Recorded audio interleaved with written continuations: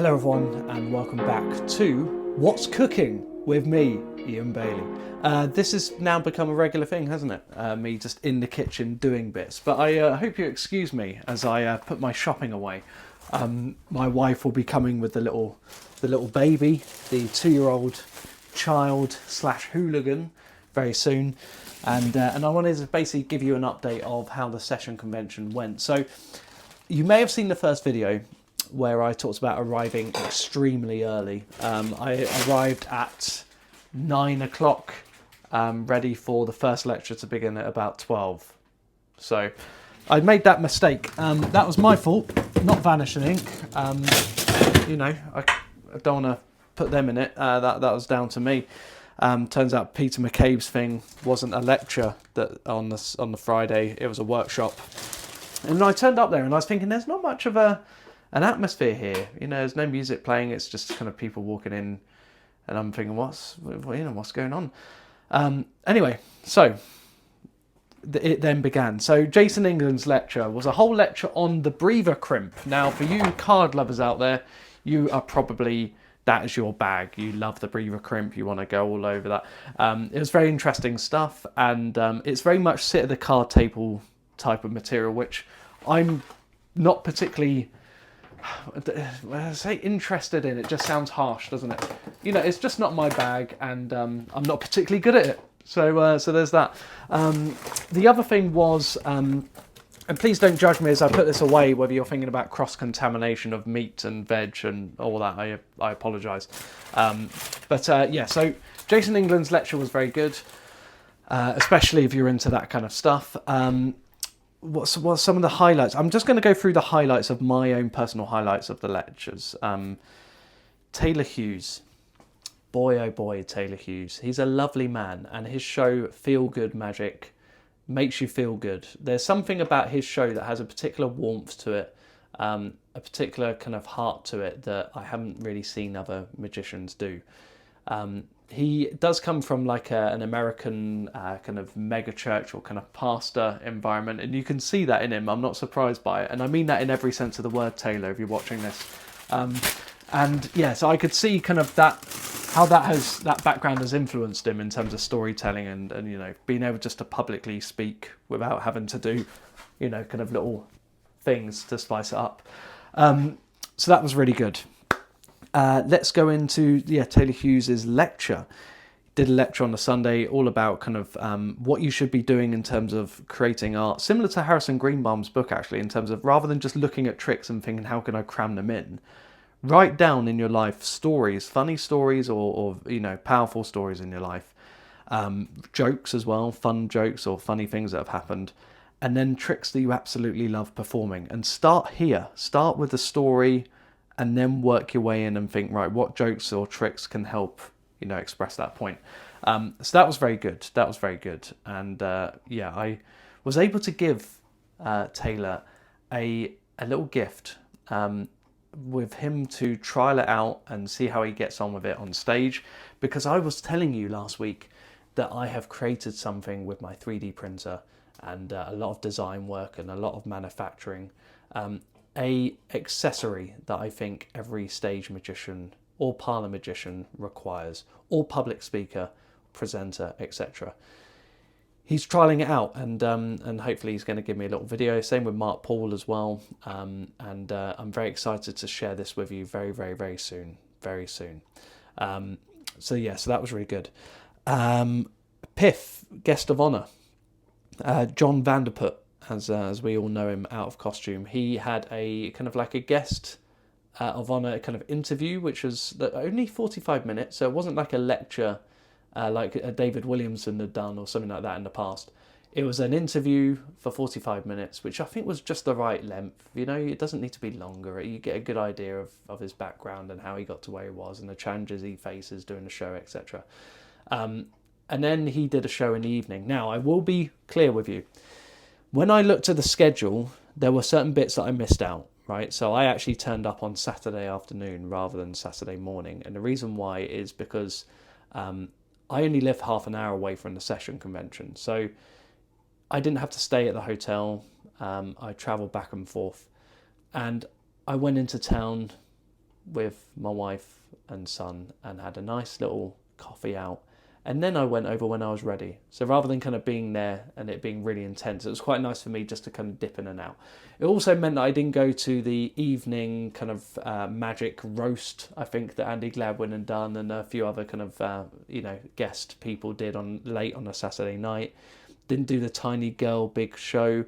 There was a lot of stuff that I unfortunately missed. But for the first time, I felt guilty going to a convention because obviously, I think this should be called the patient partner conference, and the same with Blackpool.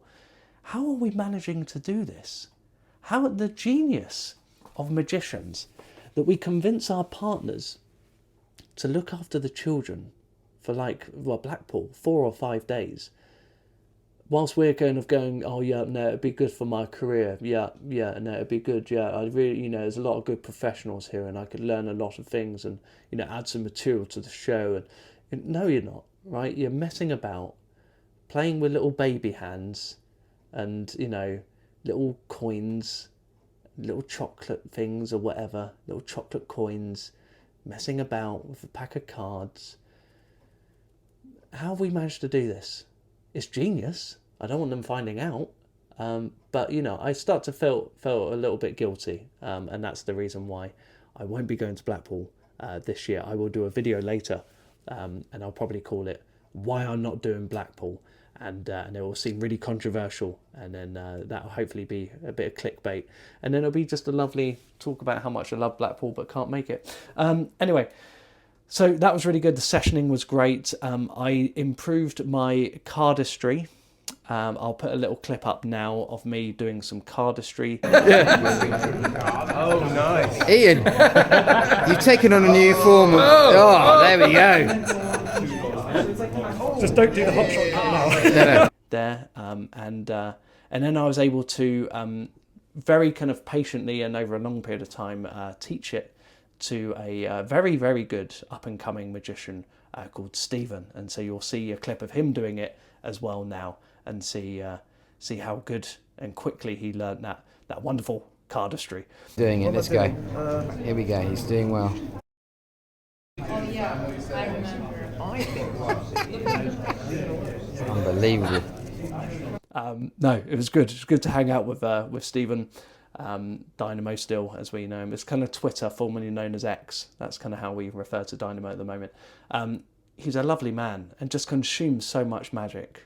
He just learns everything. He was telling us all this stuff that he was learning, all these things that he buys and reads, and the fact that he comes every single year is just brilliant. So thank you if you're watching this, Stephen. You kind of graced us with your presence and showed us a lot of stuff. This is what I carried around with me, the whole session convention. Inside here is a load of funny things that I'm working on, kind of, prototypes of things. This is one thing I want to show you. This might appear, well, this does appear in my lecture with my my ring here. You put the ring on and then stretch it out like that. There you go.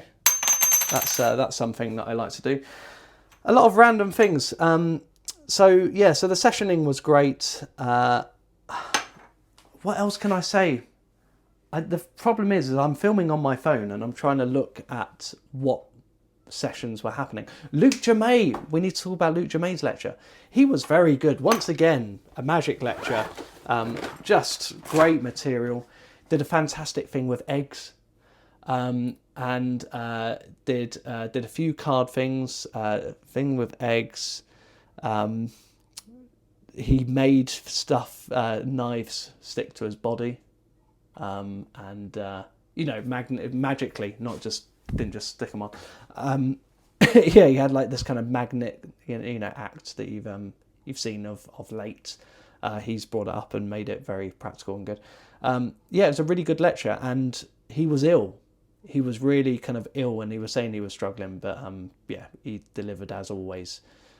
As he always does. So, it was just a really, really good time. I think maybe there was 450. They said that they sold out at, but then you always see like a stack of name tags where people just haven't turned up. So there was probably maybe between 400 and 450. Did I buy anything? The dealers. So I was always under the impression that the dealers the dealer stands are really expensive, but actually speaking to people, they were like, no, they're not that bad. And you get full access to the entire weekend, whilst at Blackpool you don't get that. So that was really good, and it was nice to know. So maybe I might have a dealer stand maybe next year. I don't know. But yeah, there was a handful of dealers. James Keatley was there. Green Lemon was there. You had Chris Cross selling books. Then you had Luke Osey was there with his brand, Visual Magic. There was a lot of like really good names there. James Anthony as well. And one thing I thought was quite interesting, Green Lemon were bringing out like a chop cup that you could customise yourself. What this was is basically you choose either like a stainless steel cup or an aluminium, depending on the quality and weight that you want. Then you can choose a colour sleeve to go on it. So you can customise it, have your own logo on it if you want. But then you could also change the base. So the base of the cup unscrewed, which meant that you could have a chop cup. You could have one with a lip in. So when you're kind of one ahead or behind with a coin, you could put a coin in and, and then there's also a rattle one as well, a base that you can just screw in as well, which I thought was quite a clever idea. Whether it makes it look natural like a normal cup, obviously it doesn't, but if you want to kind of customize it and change it depending on what routine you're carrying, that's really good. What did I buy? I bought one thing, Harper Crown. I've always seen this. I've spoken to Mark briefly at a convention and loved him, and there's a lot of really good stuff in that book apparently. So I bought that. That was signed, believe it or not. So I brought that, and I don't think they're printing them anymore. The other thing I did, I'm not putting my shopping away, am I? I've stopped. The other thing I got was actually a friend of mine, Alan Oliver, gave me a... can't do it because it's in the car. Gave me Tim Krause's book on Witch Hand, and he's let me borrow that to read that. So that's going to be interesting to kind of look at that. Reason why I was interested was because Mark Elston's podcast that he did with Alec Azam, he talked about that Witch Hand routine, and it's on America's Got Talent. So yeah, it was really good. Oh, Christian Grace as well. He did a brilliant lecture, all card stuff, which is, good for him and, good for those who love cards. The session is a very card-centric thing. But also, probably the standout for me was 2 lectures. I have to say, is it Lewis? I will put his name up. FISM winner. No, 3 lectures, my goodness. 3 lectures. Why? It's amazing. I should really have notes. This is why that guy complained about me talking too much. I can see it. It's all making sense now. I can see it. Morten Christensen, his lecture, guy from Denmark, FISM winner. Fantastic stand-up material. If you're an MC at an event, this was really, really good. He had a kind of a routine with a torn and restored napkin, and then he kind of said, I switched it, and he brings it out, and that's restored, and then he's bringing out 20 of these different napkins, and then suddenly all of the 20 napkins that are all normal and not torn then become one massive napkin, like a tablecloth size. So that was really good. He revealed a lot of really good material for the stand-up performer. And I can actually still watch it back because of the live stream that the session, the Vanishing Ink has offered, which is really good. Lloyd Barnes. Lloyd goes, I don't really lecture, and this is my Welsh accent, don't really lecture, and I find it quite nerve-wracking. He was absolutely brilliant, right? He wasn't nervous. He didn't appear to be. He owned the room and was fantastic. And yeah, so there was a really good kind of triumph routines, a card at number routine, and then color changing boxes, and where 2 boxes become 1, and a blend of 2. And then also this vanishing elephant routine. I don't know if you've heard everyone talk about this vanishing elephant routine. It's great. It's like a miniature elephant, and he builds a card tower around it. So 1 here, 1 here, 1 at the back, 1 at the front. Shines a light from his phone through the cards, and you see the silhouette of the elephant on the card at the front, and then just blows the cards, they fall down, the elephant's disappeared. The thinking behind it and the mechanics behind it is brilliant. At one stage I thought, okay, I can see how, no, can't, and then he revealed it, and so there's a lot of work that went into it. I think he sold them all within 20 minutes or whatever after the lecture.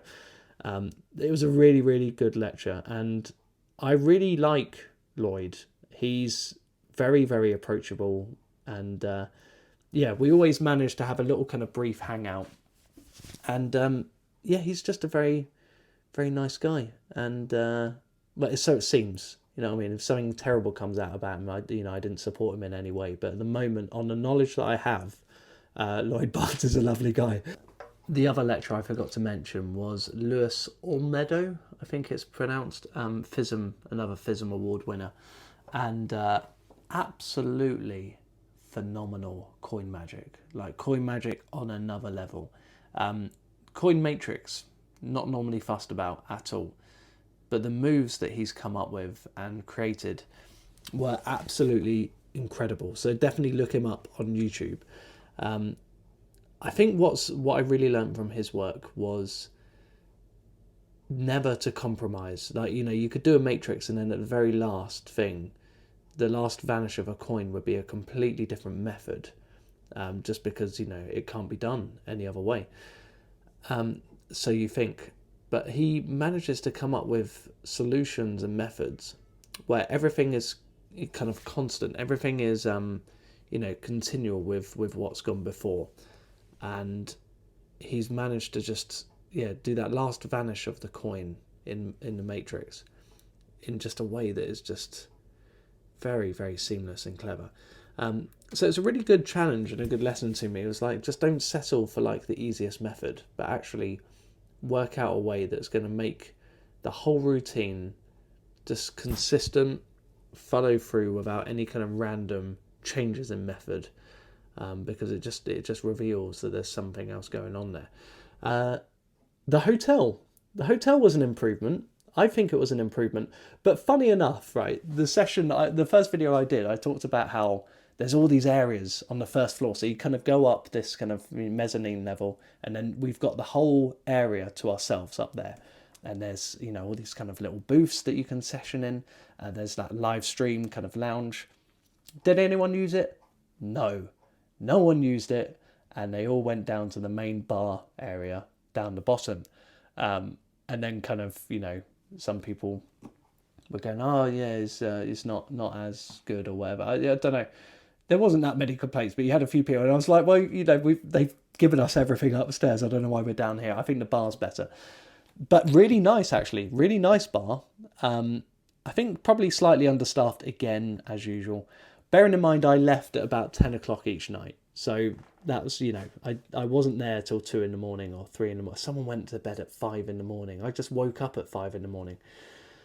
I was basically, got the same amount of sleep as everyone, but in reverse. I went to bed early and woke up early, as opposed to going to bed late and waking up late. So, I still lived the convention lifestyle, but just, in an opposite way.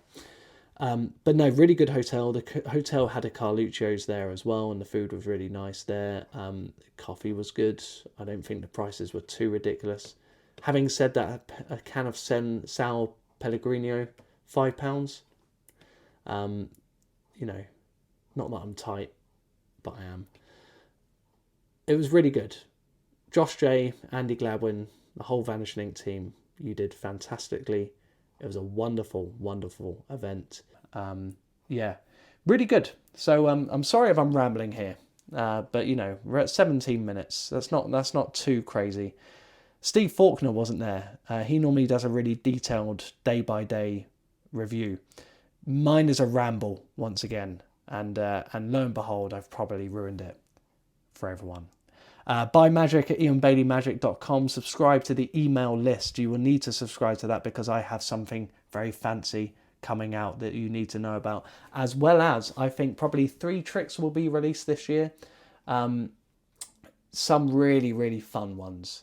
Some more kind of accessories that you can add on to your work already. Yeah, I'm really, really pleased with what I have to bring to you guys very, very soon. So thank you so much for watching. Please leave lovely comments as opposed to nasty ones, and I will see you later. Bye bye.